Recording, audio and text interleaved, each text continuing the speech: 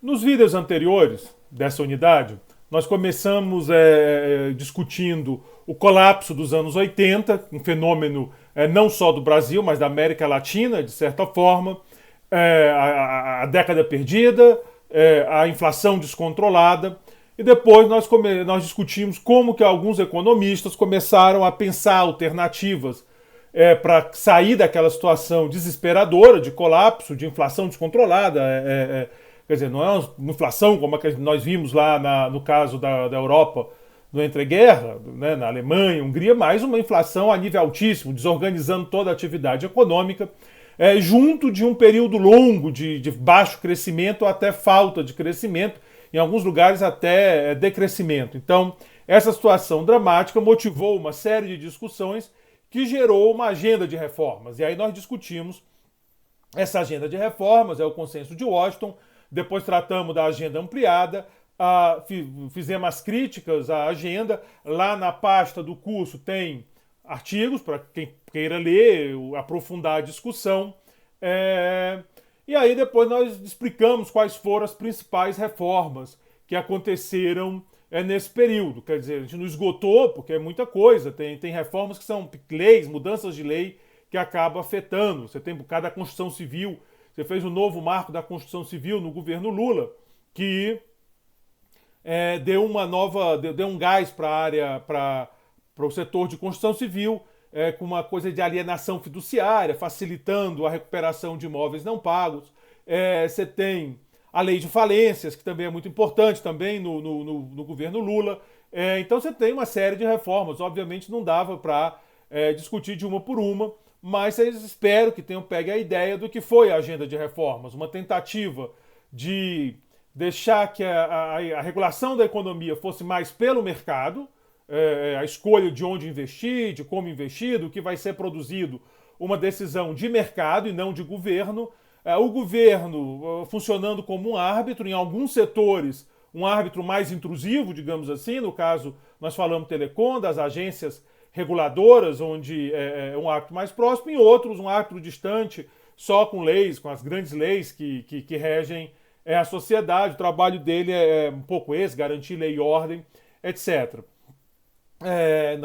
Esse espírito, essa ideia das reformas, deslocando o gasto, aquele gasto que era focado em subsídios e coisa desse tipo, passando para atividades pró-crescimento, pró-pobre, como programas de distribuição, como programas de transferência de renda, ou se for na área de crescimento, infraestrutura, uma coisa dessas, o foco em educação.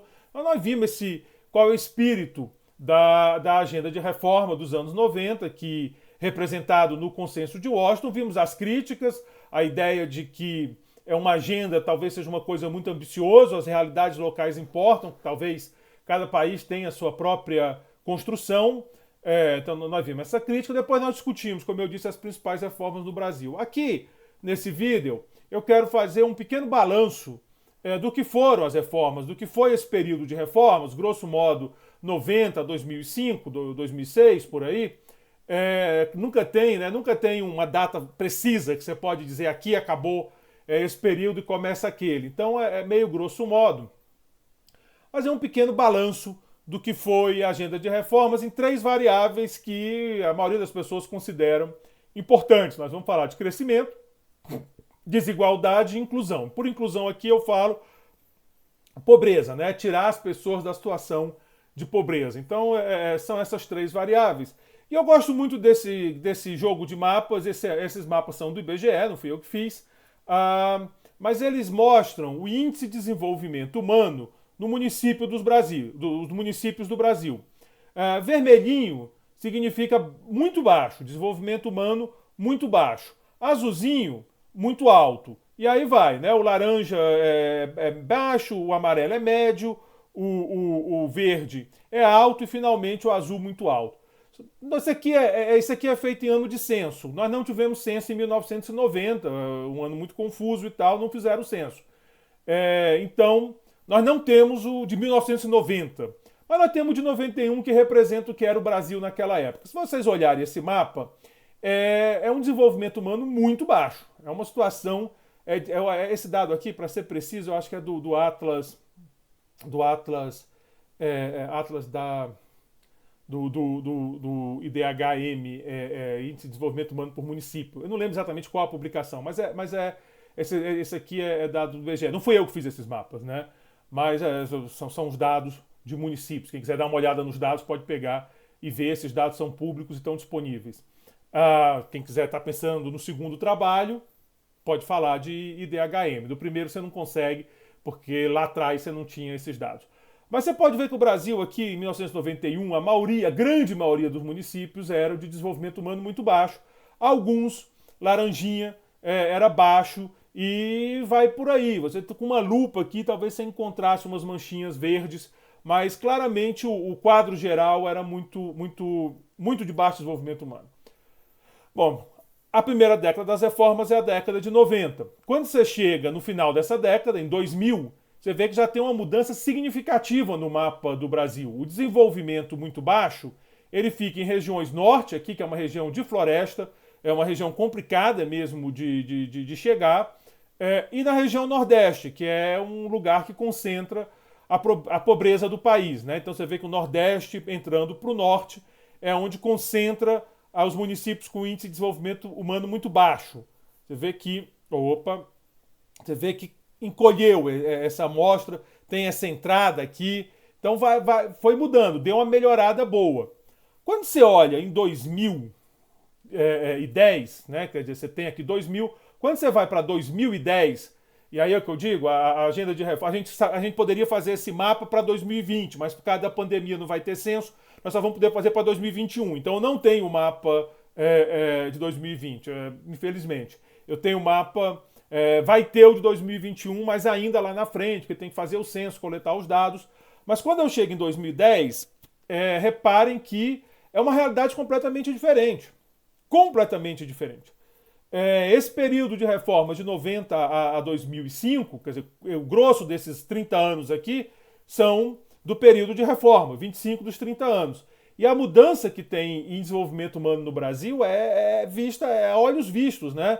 Você vê que mesmo o Nordeste, ele deixa de ser uma região de desenvolvimento humano muito baixo e vai para uma região de desenvolvimento baixo para médio, né? Claramente ainda tem as manchas laranjas aqui, mas se comparar com aquele de 91, é até um absurdo. O centro-sul do Brasil vai todo de verde e azul, com dominância de verde, claro, mas focos azuis visíveis já.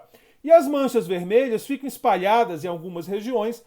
Claramente, essa aqui é a área da floresta, então são regiões de difícil acesso. Como eu disse, não são regiões fáceis de chegar. Mas o que você tem, então, é uma mudança forte do quadro de desenvolvimento humano no Brasil. Uma mudança significativa que acontece num período de 20 anos, dos quais pelo menos 15 foi de implementação de reformas. E claro que algumas reformas têm efeito de longo prazo. Então eu gosto desse mapa porque ele já dá um primeiro impacto visual do que foi a agenda de reformas no Brasil, de como o Brasil sai dessa situação horrível, de muito baixo desenvolvimento humano, e vem para uma situação que está longe de ser o ideal. A gente gostaria desse mapa todo azulzinho, mas é uma melhora considerável.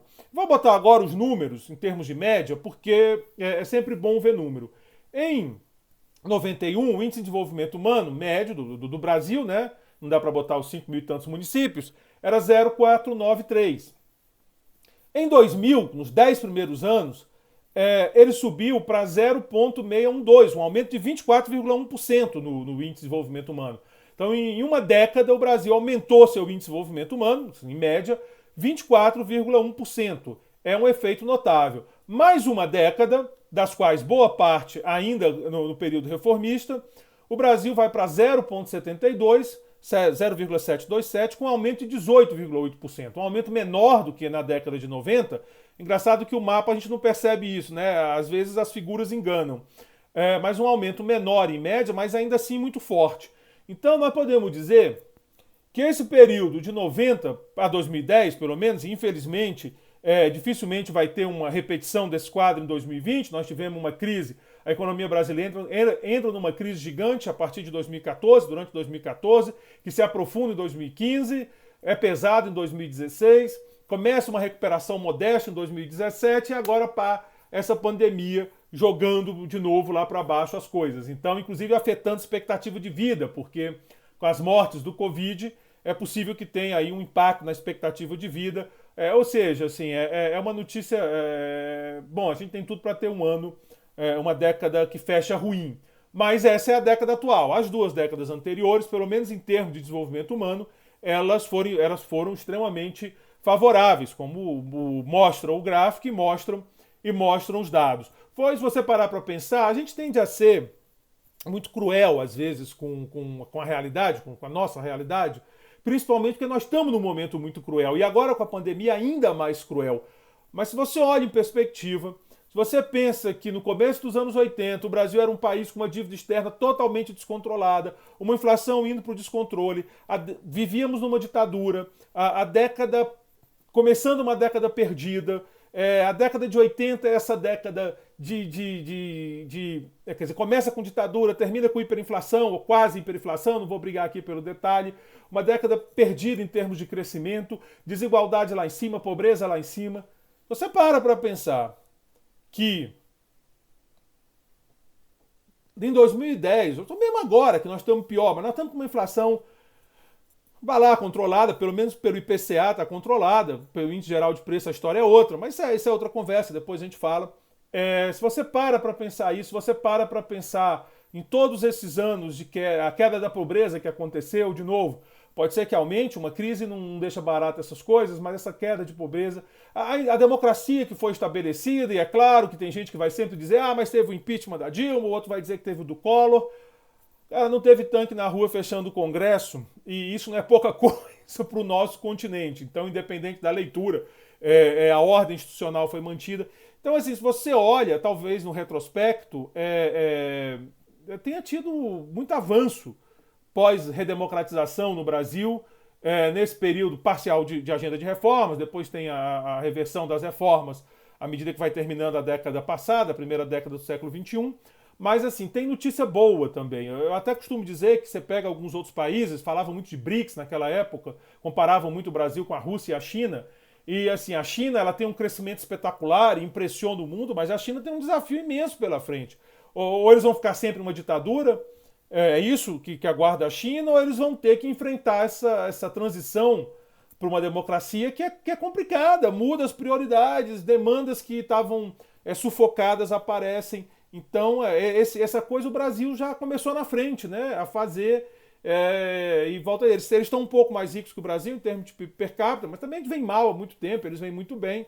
Mas, assim, tem pontos aí a se observar. A Rússia também tem um regime fechado, complicado, em vários aspectos de questão democrática, liberdade de imprensa, que é bem mais avançado que nesses países. A questão da questão de gênero, a questão da homossexualidade, a questão racial. É claro que eu não estou dizendo que está resolvido isso no Brasil, mas nós podemos discutir esses assuntos e levantar questões. Então, você pensa nos anos 80, né, começando com uma ditadura, você imagina, não podia discutir salário. Salário é comunista, vai preso. Então, tem um avanço institucional no Brasil, e eu acho que o Índice de Desenvolvimento Humano ele mostra isso. Embora provavelmente a gente não vai ter essa continuidade, mas não foi pouca coisa o que aconteceu. Então acho que esse quadro geral já marca um pouco aquela história. Sejamos pessimistas, mas naquele sentido do Roger Scruton, né, do pessimista que não se empolga muito, sejamos críticos talvez, mas é aquela ideia, né, tem que ter um cara para dizer, olha, isso pode dar errado, entendeu? Então vamos manter essa pegada crítica, mas também não vamos entrar em depressão, como se diz, porque tem coisa, tem conquistas importantes do Brasil nos últimos anos, seja lá qual for a leitura que você faça, objetivas, né, como se fala. Eu acho que esse gráfico e esses dados pegam um pouco isso, embora com esse problema de defasagem, mas eu não posso resolver porque é o censo. Seria esse ano, mas como também não deu, mesmo que fosse esse ano, dificilmente já estaria tabulado os dados, então acabou ficando para o ano que vem por causa da pandemia. Queriam até adiar de novo, mas aí eu espero que não aconteça isso, porque o censo é uma coisa muito importante para a gente conhecer é o nosso país e fazer esses balanços. Bom, além do censo, que é 10 em 10 anos, nós temos outras medidas. Então, se você for lá no IPEA Data, você vai pegar a taxa de pobreza e taxa de pobreza extrema no Brasil. Esses dados costumam ser calculados a partir da PNAD, que é uma pesquisa do IBGE, mas o IPEA Data arruma direitinho para a gente. Se vocês olharem tanto a pobreza, que é a linha de cima, a linha meio esverdeada, quanto a pobreza extrema, que é essa linha meio marrom aqui de baixo, elas têm uma queda consistente, né? É uma queda consistente. Eu vou chamar a atenção de vocês nesse V aqui, que aparece nas duas. Isso aqui é o plano cruzado.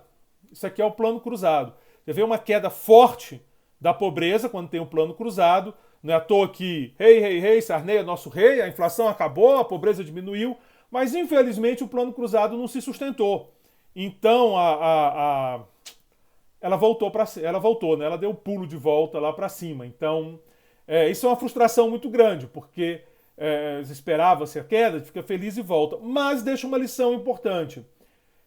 Controlar a inflação talvez seja ou está entre as principais formas de reduzir pobreza. É impressionante que mesmo quando você faz um controle temporário da inflação, como foi o plano cruzado, o índice de pobreza tem uma queda forte e significativa, como acontece em 86. Infelizmente não se sustentou, a ilusão durou pouco, o sonho acabou, o índice de pobreza volta a subir, a pobreza fica um pouco fica abaixo do que estava, a pobreza extrema volta quase para o nível que estava. Segue uma pequena estabilidade, quer dizer, tem uma subida, uma descida, até que tem essa queda forte aqui. Outra vez uma queda forte da pobreza. O que aconteceu aqui? Aconteceu aqui o plano real. Você diz, mas professor, por que o senhor não marcou 94? O senhor marcou 95? Porque em 94 não teve PNAD. Não fizeram a pesquisa em 94. Então, o que a gente sabe é como era em 93, que é esse pontinho aqui, e como era em 95. Aqui no meio a gente especula que tenha sido assim, mas pode não ter sido. Pode ter sido uma queda bem forte e uma subida. Acho difícil, porque a inflação não voltou. Mas pode ter sido assim, como um L, né? Isso aqui é uma especulação, por isso que fica tão bonitinha essa reta. Mas, de todo modo, chama a atenção que, a partir de 94, mais uma vez, a estabilidade de preços, o controle da inflação rebate numa queda de pobreza. Ela tem uma queda, ela não volta, mas também ela estabiliza, né? Ela não continua caindo. Até que chega 2003, e aí 2003 a economia volta a crescer, governo Lula, na sequência Bolsa Família, aí você vê uma queda forte e de longo prazo, 10 anos de queda da pobreza. Esse fenômeno aconteceu em outros países da América Latina, mas é uma marca importante, um período importante. Eu marquei 2006 para dizer aqui terminam as reformas, né? Então alguém pode dizer, as reformas acabaram e a queda continuou. É verdade, continuou. É claro que a gente pode entrar numa discussão de se foram as reformas que tiveram alcance, é claro, porque você começa a mudar uma agenda de reforma, não é um freio de mão que você puxa de uma hora para outra. Você vai fazendo mudanças suaves. Essa é uma discussão complicada. É muito difícil estabelecer causalidade em dados agregados como esse. Então, bem-vindo à discussão. Mas é inegável, creio eu, me parece inegável dizer o seguinte: o processo de queda começa aqui a partir de 93, num período de reforma. E durante o período de reforma você tem queda significativa. 2006 não é que puxou, como eu disse, o freio de mão. Você começa a fazer outras políticas em outra direção. O fato é que até 2014 você consegue manter, depois muda. É uma infelicidade. Nós vamos discutir mais esse período na próxima unidade, pós-2014. Então esse é o Brasil até 2014. Então quer dizer, a gente já tinha melhora no desenvolvimento humano e tem essa queda da pobreza que óbvio que estão ligadas. As coisas aqui estão ligadas, elas não estão acontecendo por acaso, elas não estão... Tem um link entre essas duas coisas, né? Então você está com esse tipo de relação. Cai pobreza, melhora desenvolvimento humano. Bom, se é uma discussão que aparece de vez em quando, é o seguinte, eu já falei sobre isso aqui no curso. O que é importante, afinal? A pobreza ou a desigualdade? Qual é a variável importante? Como eu disse, eu acredito que a maioria da literatura em economia, as pessoas que estudam esse tema, não é exatamente o meu tema, eu sou um cara de macroeconomia, brincando aqui, eu estudo riqueza, né? Tem o pessoal que estuda pobreza, eu estudo riqueza, mas é claro que a gente, para entender riqueza, tem que estudar pobreza e vice-versa. O pessoal da pobreza também estuda riqueza, mas assim, Eu creio que é justo dizer que a maioria das pessoas que estudam pobreza e desigualdade, essas questões, elas concluem que desigualdade importa.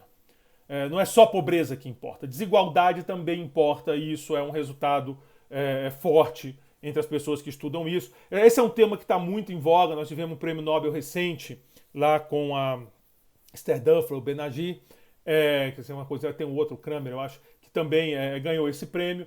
Então, assim, numa pesquisa importante de agenda de pobreza, desses efeitos. Então tem muita pesquisa envolvendo, pesquisa empírica, pesquisa de dados, não é exatamente, não é só de teoria, muito dado que sugere então que desigualdade também é importante. Se você não acha, tudo bem, eu não vou tentar lhe convencer, não é esse o objetivo. Eu quero aqui só ver o que aconteceu com a desigualdade nesse período. Você diz, para mim não importa. Tudo bem, não importa, mas olha aí, porque é uma característica importante do período. Se você concorda, importa, então vamos ver o que aconteceu. Para isso eu vou apresentar para vocês uma medida de desigualdade que é a mais usada. Tem várias medidas, tem várias maneiras de você medir desigualdade, né? Tem muitas maneiras de medir desigualdade. Mas a mais usada, provavelmente a mais usada, a mais conhecida, a mais falada, é uma que chama índice de Gini. Ou às vezes falam coeficiente de Gini, ou às vezes só Gini, Gini para os íntimos, né? E o Gini, ele tem essa ideia de medir desigualdade. Quanto mais próximo de 1 ele for, mais desigual é uma sociedade. Quanto mais perto de 0 ele for, mais igual é essa sociedade. Como é que se calcula o Gini? Da onde vem esse cálculo desse negócio chamado Gini? Bom, olhem para esse desenho aqui do lado, esse retângulo aqui, né? Esse meio quadrado, só um quadrado, retângulo. Olhe para isso daqui, era para ser um quadrado, entendeu? Era para ser um quadrado de 100 em 100, mas às vezes o desenho sai Mas tudo bem. Olhem para cá e pensem o seguinte, aqui no eixo horizontal, nesse eixo deitado aqui, X, eu tenho o percentual de pessoas. E aqui eu tenho o percentual da renda. Então eu tenho o percentual de pessoas e o percentual da renda. E essa reta é uma reta de 45 graus que reflete um no outro. Então, quer dizer o seguinte, aqui eu tenho, por exemplo, 5% das pessoas estão aqui. Quanto da renda vai para esses 5% das pessoas? Bom, aí eu vou fazer uma curva ligando os dois que diz isso. Mas a reta tem um lado importante. Como ela é uma identidade, uma reta de 45 graus, quer dizer o seguinte, se aqui tiver 5%, está aqui os 5%. Então quer dizer que andando na reta, 5% da população tem 5% da renda, 10% da população tem 10% da renda, 30%, 30%, 40%, 50%. Vocês pegaram a ideia. Aqui na reta nós temos a distribuição de renda mais igualitária possível. É a distribuição, a igualdade perfeita. A renda de todo mundo é exatamente igual, por isso que o percentual anda junto. Então se você tem você quando faz o gráfico, percentagem de pessoas, percentagem de renda, se andar nessa reta quer dizer uma igualdade absoluta. Dificilmente isso vai ser encontrado, né? Nem mesmo nos países comunistas. Certamente nem nos países comunistas você vai encontrar esse tipo de igualdade. Então, na prática, o que você tem é uma curva relacionando esses dois pontos. Então, considere, por exemplo, essa minha curva aqui. Essa curva que está na figura. E para fazer essa curva é isso. Você vai pegando 1% mais pobre tem quanto por cento da renda? 2%, 3%, 4%, vai subindo até chegar na população inteira 100% e na renda inteira. Então, sempre começa daqui e termina aqui.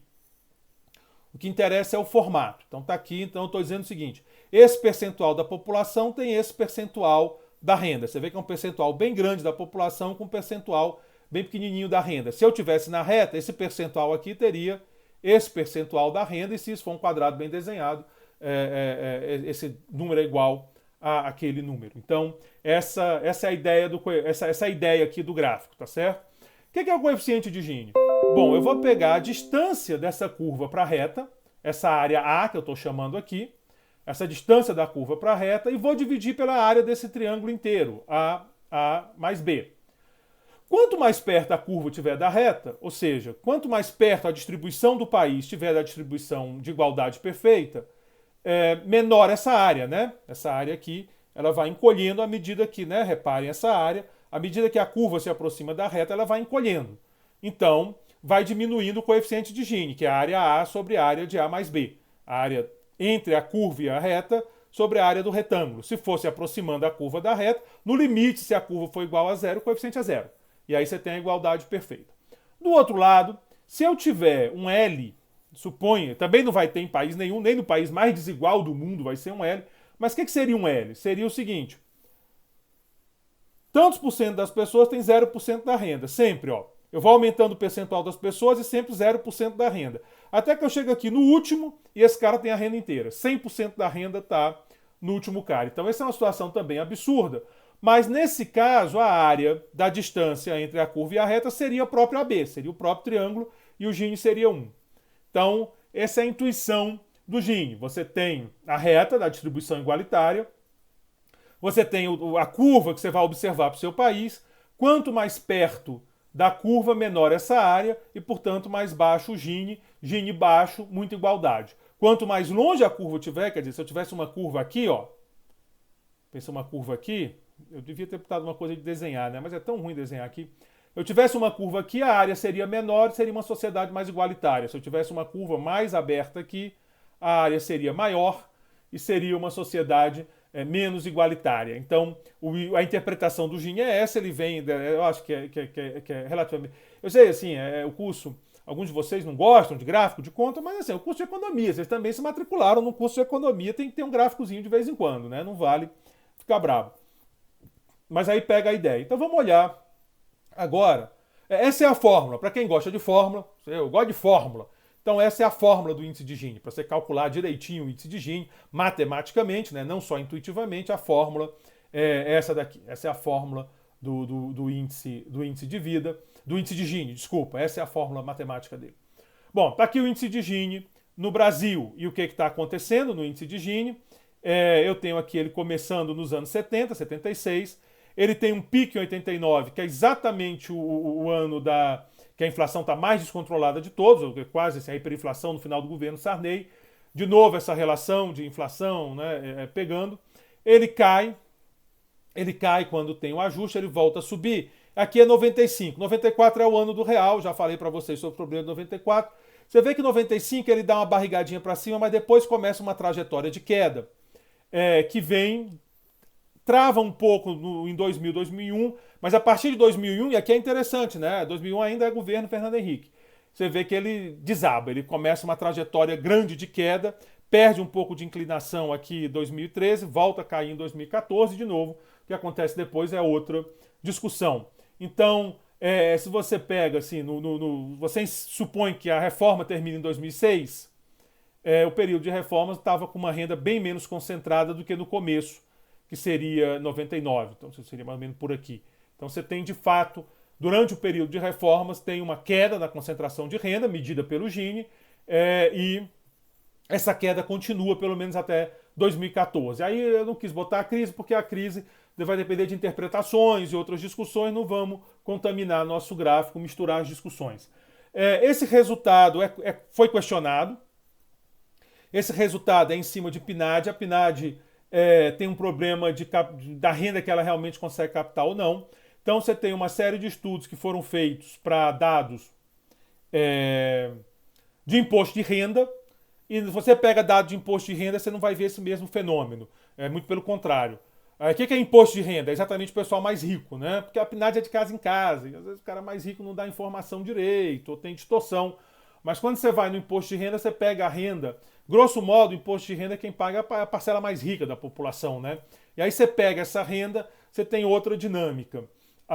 Você pode usar isso para questionar se realmente houve uma queda de desigualdade na reforma. É claro que também tem os problemas do dado de imposto de renda, mas você pode ter uma conclusão seguinte: houve uma queda da desigualdade entre a grande massa da população. Lá no topo houve não houve essa queda. Essa é uma leitura possível que lembra um pouco aquele gráfico da globalização, da renda que eu falei, que talvez assim, você tem uma perda de renda ali na classe média, então pode ter tido uma distribuição de renda da velha classe média para a nova classe média, para o pessoal mais pobre, mas se você for lá nos ricos mesmo, os 1% ou 0,1%, dependendo aí de quem você queira, de qual Gotham você queira incendiar, né? Quer dizer, então, eu brinquei aqui só para descontrair um pouco, mas dependendo de onde você está olhando, pode ter tido um aumento da concentração de renda e isso pega esses dados. Mas é um registro importante, é claro que essa é uma tecnicalidade, quem tiver interesse fala comigo, eu dou a literatura recomendada, mas não é... Eu acho que foi o Fernando Medeiros que fez essa conta, primeiro, bem me lembro, foi ele. Mas é um fato que deve encaixar aí para ser sincero e botar os números como são. De novo, eu não vou dar muitos detalhes, mas quem tiver interessado me procura que eu passe os detalhes. Mas como não é exatamente a minha área, essa parte de desigualdade e medida de pobreza, eu fico um pouco mais tímido de dar referência para não errar e não cometer injustiças. Vai para a minha área mais de trabalho, lá onde é crescimento, essas coisas, macroeconomia, você via que eu dava para vocês as referências, tudo direitinho. Mas é só para vocês terem registro que tem essa pesquisa, é uma pesquisa importante de levar em conta. E vamos falar por fim, quer dizer, então o que a gente viu foi que nas reformas nós tivemos melhora do índice de desenvolvimento humano, nós tivemos queda do nível de pobreza, nós tivemos queda, a sociedade ficou menos desigual, pelo menos olhando aquela medida do IPEA que eu mostrei para vocês, que vem dos dados da PNAD, que é uma pesquisa nacional de amostragem domiciliar. De porta em porta, você pergunta quanto o cara ganha, se ele está empregado, se não está, essas coisas.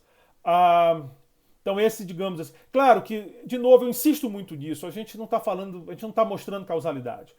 Mostrar causalidade aqui é muito difícil, tem uma literatura que tenta, mas aí a gente teria que dar uma carga mais complicada no curso, sai um pouco da proposta do curso. A gente está falando, mas claro que tem literatura, se não tivesse eu também não sou responsável de estar mostrando os números soltos. Então tem uma literatura que tenta estabelecer essa causalidade, mas é mais complicado. O que nós estamos falando é que aconteceu, é mais ou menos como eu falei lá na questão da abertura, que eu disse, vamos falar do mercado de trabalho, mas não necessariamente causalidade, vamos falar do que aconteceu.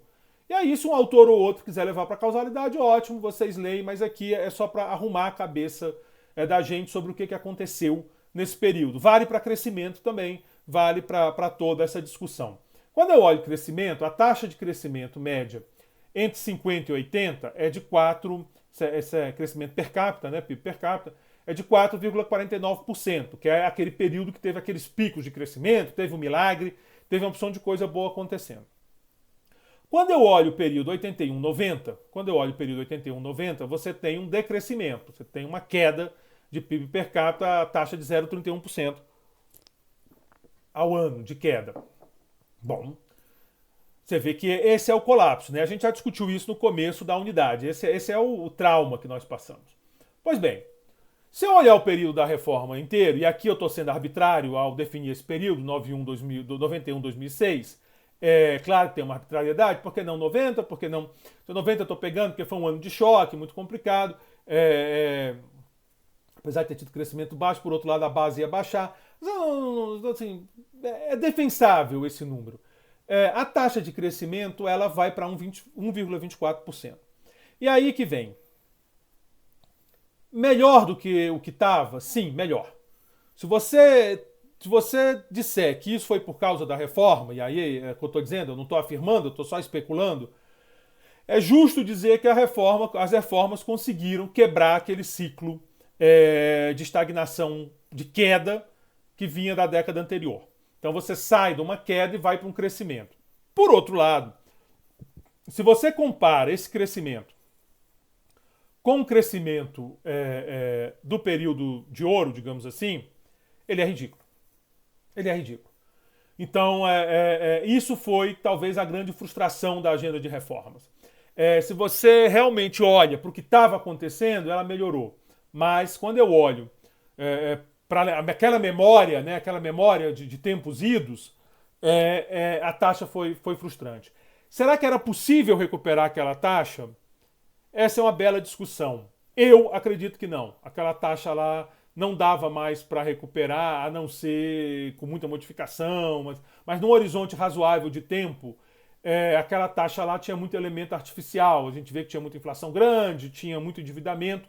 Aqui o endividamento interno subiu muito, mas o externo não teve um descontrole nem perto parecido. Então, eu não sei se era possível. Algumas políticas que foram aplicadas naquela época, se você pensa na democracia atual, seria praticamente impossível. Só imaginem, por exemplo, uma política de aumento compulsório de poupança. Se você pensa isso no modelo de solo, você gera uma dinâmica de transição que vai gerar crescimento. Esse crescimento não se sustenta, mas ele ocorre. Se você pensa num modelo do tipo AK, lá da primeira unidade da gente, quando eu falei dessas coisas, você vai gerar um crescimento sim, um crescimento que vai permanecer enquanto a taxa for mais alta. Então, isso já na ditadura, o governo teve essa ideia. Eu vou fazer uma poupança compulsória. Criou o FGTS. Você tira um percentual do salário, bota numa conta de poupança, rende muito mal. Agora, com juros baixos, nem dá mais para dizer isso, mas que historicamente rende muito mal. Mas está lá. Você imagina fazer isso? Você imagina o Bolsonaro, ou o Temer, ou a Dilma, ou o Lula, ou o Fernando Henrique dizendo que ia tirar 5%, não vai 10%, não, 5% do salário das pessoas para botar numa conta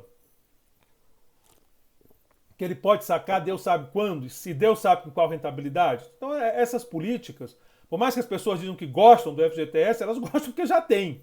Mas se tiver que tirar mais, né, então aumenta o FGTS. Você vai ver que provavelmente tem uma grita muito grande. Então você tem essas limitações que são consideráveis. E você tem o próprio estrago que foi feito. Aqui tem muita polêmica, mas muita polêmica mesmo. Mas assim, eu estudo o assunto, eu acho que eu tenho espaço para botar a minha leitura, que não é só minha, muita gente pensa como eu.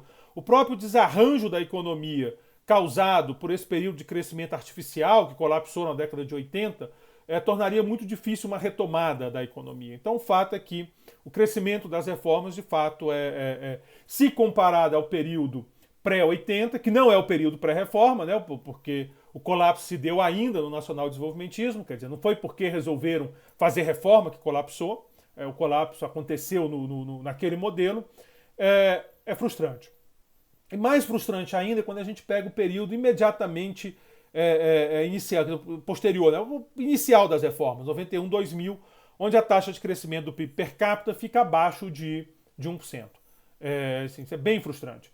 O período que depois retoma o crescimento, pelo menos o período inicial, ela vai para 1,80%, já é uma melhora, mas ainda assim bem abaixo dos 4,49% daquela média. Então, essa frustração do crescimento, essa frustração, essa expectativa de que voltaria aquele crescimento que não voltou.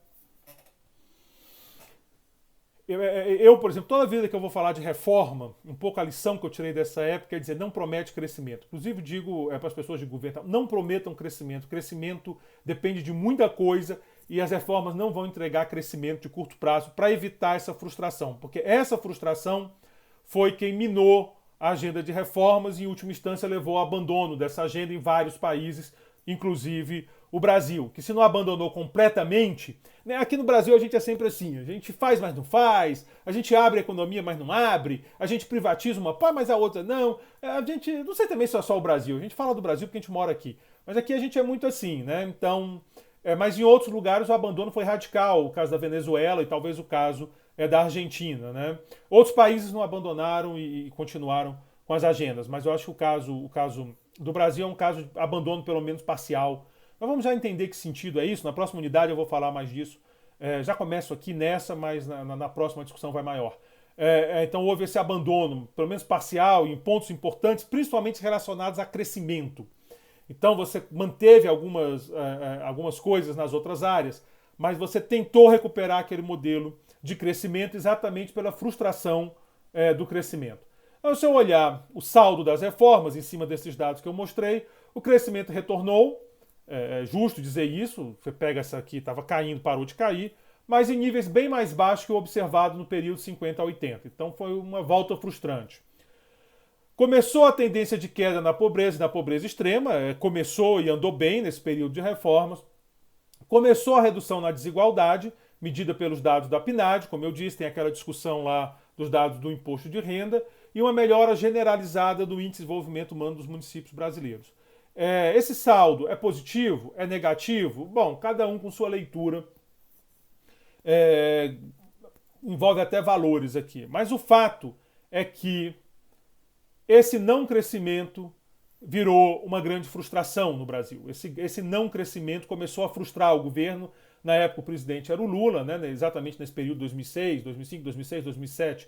O presidente era o presidente Lula e começou a haver uma pressão. Cadê o crescimento que não vem? Apesar de, inclusive naquele período, o crescimento está maior, né? Nós vimos aqui, inclusive, a partir do governo Lula, o crescimento pega força, mas não vinha aquele crescimento esperado, aquele crescimento sonhado, talvez. E começa então a pressão por políticas do Estado para puxar o crescimento. Aquela ideia que era forte, claro que não exatamente a substituição de importação, não era exatamente essa abordagem, mas por isso que eu digo, não é uma volta ao modelo nacional desenvolvimentista, mas uma pressão que vai aparecendo, vai ganhando força. A partir de 2008, com a crise dos Estados Unidos, a crise do subprime, ganha mais força ainda,